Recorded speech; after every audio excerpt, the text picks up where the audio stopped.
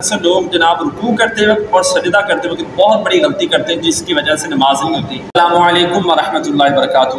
ناظرین محترم، بہت سارے لوگ جو ہے وہ بیٹھ کر جب نماز پڑھتے ہیں کرسی پر تو غلط پڑھتے ہیں۔ صحیح طریقہ آپ کو بتاؤں گا، بہت بڑی غلطی یہ آپ نے بالکل بھی نماز کے اندر نہیں کرنی۔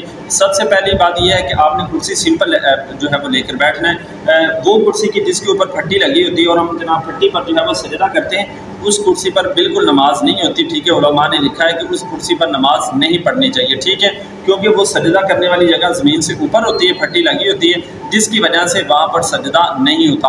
سمپل کرسی آپ نے رکھنی ہے اور آپ نے اپنے پاؤں کو جو ہے وہ اس طرح جو ہے وہ رکھ لینا ہے، یہ نہیں نہ زیادہ آپ نے آگے کرنے ہیں اور نہ ہی زیادہ آپ نے پیچھے اپنے پاؤں کرنے ہیں، سمپل آپ نے رکھ لینے ہیں۔ اس کے بعد پھر آپ نے کیا کرنا ہے، آپ نے اپنے ہاتھوں کو اس طرح جو ہے وہ باندھ لینا ہے، ٹھیک ہے، آپ نے اپنے ہاتھوں کو جو ہے وہ باندھ لینا ہے۔ باندھنے کے بعد آپ نے سجدے والی جگہ پر دیکھنا ہے، اور پھر جب یہاں پر مین جو پوائنٹ ہے کہ اکثر لوگ جناب رکوع کرتے وقت اور سجدہ کرتے وقت بہت بڑی غلطی کرتے ہیں جس کی وجہ سے نماز نہیں ہوتی۔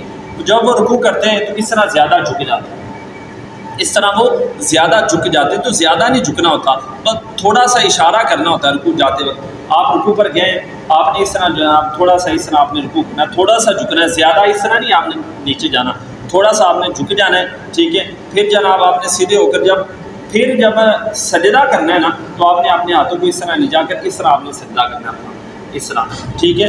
تو آپ نے رکوع اور سجدے کے اندر آپ نے فرق کر کے جو ہے وہ ضرور رکھنا ہے۔ تو یہ ایک بہت ہی اہم پوائنٹ ہے، ٹھیک ہے، اس کو آپ نے نوٹ کر کے رکھنا ہے، اور نماز کے اندر جو ہے یہ غلطی آپ نے بالکل بھی جو ہے وہ نہیں کرنی۔